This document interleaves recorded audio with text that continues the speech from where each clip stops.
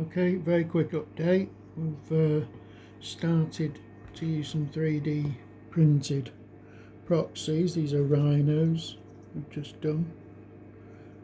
I think they look pretty damn good considering. They're certainly miles better than the proxies we were using. These things, which are far too big because being 15mm vehicles. But so hopefully over the next few weeks we should start getting rid of all these proxies, these planetfall proxies, and bringing in stuff that looks much more like Warhammer 40k, even 30k. I know there's a lot of 30k stuff hidden around on the internet as well. Okay.